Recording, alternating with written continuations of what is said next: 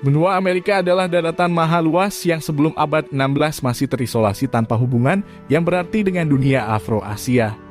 Lalu semua berubah setelah ekspedisi Columbus.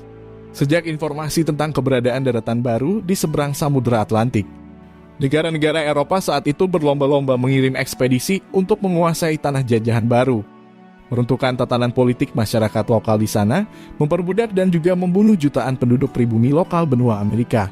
Lalu bagaimana seandainya kontak pertama dunia Afro-Asia dengan benua Amerika bukan berawal dari barat, tapi justru dari arah sebaliknya? Apa yang akan terjadi jika peradaban Asia Timur, khususnya Cina, dapat lebih dulu menemukan benua Amerika? Simak terus video ini untuk mengetahui jawabannya. Tapi sebelum itu, kami baru saja mencapai 4.000 subscriber pertama kami. Bantu kami untuk mencapai angka 10.000 dengan menekan tombol subscribe sebelum lanjut menonton. Sebenarnya membayangkan kalau bangsa Cina menemukan benua Amerika terlebih dahulu bukanlah sesuatu yang aneh. Bahkan teori tentang ini benar-benar ada. Sebagian orang meyakini kalau sebenarnya memang bangsa Cina telah pernah lebih dulu menjejakkan kaki di benua Amerika sebelum orang-orang Eropa. Klaim ini didasarkan pada peta berikut ini. Peta ini menunjukkan kalau keberadaan daratan luas di seberang Samudra Pasifik telah disadari oleh bangsa Cina. Pada tahun 1440, setengah abad sebelum pelayaran Columbus, dinasti Ming pernah mengirim sebuah ekspedisi pelayaran samudera di bawah pimpinan Laksamana Cheng Hao. Ini merupakan ekspedisi laut yang jauh lebih besar dari pelayaran orang-orang Eropa. Ia melibatkan lebih banyak orang dan kapal-kapal yang lebih besar. Ekspedisi ini berlayar mengarungi Samudra Hindia, pernah berlayar di pantai benua Afrika, dan menembus masuk Teluk Persia. Meski dengan sumber daya yang cukup baik, pelayaran ini tidak mencapai rute pelayaran jauh, sebagaimana yang terjadi dalam abad penjelajahan samudera bangsa Eropa. Sebab sejak awal ekspedisi ini tidak bermotif ekonomi atau pencarian koloni, melainkan pelayaran yang mengemban tugas diplomasi dinasti Ming dengan negeri-negeri sahabat. Dan tidak ada bukti sejarah yang menunjukkan kalau pelayaran ini pernah mengarungi Samudra Pasifik dan mencapai daratan Amerika.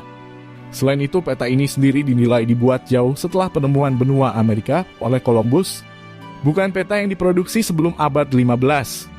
Tapi apa yang akan terjadi jika pelayaran dinasti Ming benar-benar dapat mencapai daratan Amerika pada pertengahan abad 15, atau setengah abad lebih dulu dibandingkan penaklukan negara Eropa? Seperti dijelaskan sebelumnya, ekspedisi Cheng Hao merupakan pelayaran yang bermotif diplomasi.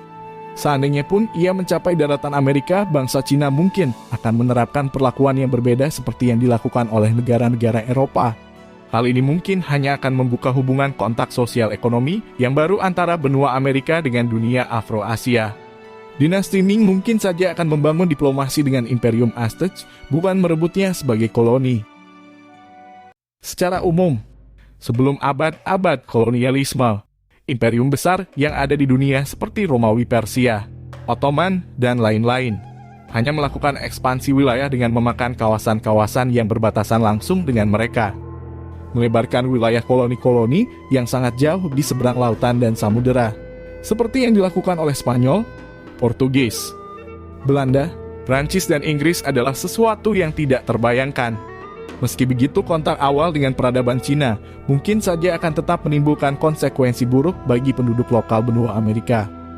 Selain akibat peperangan dan keruntuhan sosial politik, kehancuran besar yang dialami oleh pribumi benua Amerika paling utama adalah penyebaran wabah penyakit.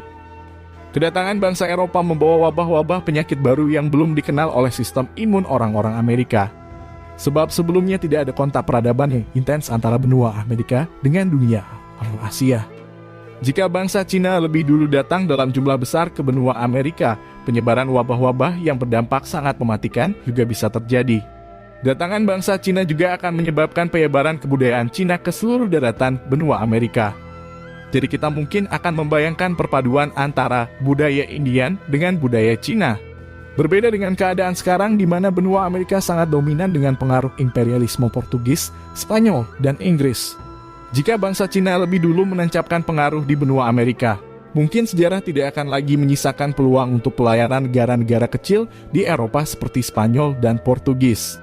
Dengan menemukan benua Amerika lebih dulu, kekuatan politik Cina baik yang direpresentasikan oleh dinasti Ming maupun entitas politik yang lain akan meraih pertumbuhan ekonomi yang luar biasa besar. Penemuan benua Amerika adalah titik yang akan sangat mempengaruhi laju perkembangan sejarah dunia. Tidak heran jika nama-nama para pelaut yang menaklukkan tanah-tanah Amerika seperti Columbus, Hernan Cortes atau Claudio Pizarro dikenang sebagai nama yang paling berpengaruh di dunia. Sekalipun Cina punya cukup sumber daya ekonomi dan militer untuk mengadakan ekspedisi berkelanjutan hingga daratan benua Amerika, kita akan sulit sekali membayangkan pengaruhnya pada dunia. Sebab hal ini akan menentukan perjalanan sejarah dunia sampai pada titik yang paling fundamental. Sejarah dunia modern amat dipengaruhi oleh pengaruh yang dibawa oleh bangsa Eropa dan peristiwa krusial sepanjang abad 15 hingga abad 19. Tanpa penemuan awal benua Amerika, mungkin bangsa Eropa tidak akan meraih kejayaannya untuk menentukan arah perubahan dunia. Apakah dunia akan mencapai perkembangan ilmu pengetahuan seperti sekarang? Apakah umat manusia akan berhasil menciptakan komputer, internet, dan senjata nuklir? Atau mungkin dunia akan mencapai modernitas dalam bentuk yang jauh berbeda? Mungkin saja Cina akan menjadi kekuatan paling berkuasa di dunia. Nilai-nilai kebudayaan Cina akan memperoleh eksposur yang lebih luas ke seluruh dunia sebagaimana nilai-nilai yang disebarkan orang Eropa. Mungkin saja bahasa Cina akan menjadi bahasa dunia. Benua Amerika tidak akan diberi nama Amerika, tetapi Cina bagian barat. Sepertinya, jika dahulu bangsa Cina yang lebih dulu menguasai benua Amerika, maka kita akan berhadapan pada kemungkinan yang sangat berbeda dan tidak terbatas. Menurut kalian apa saja perubahan besar yang akan terjadi? Sampaikan pendapat kalian di kolom komentar.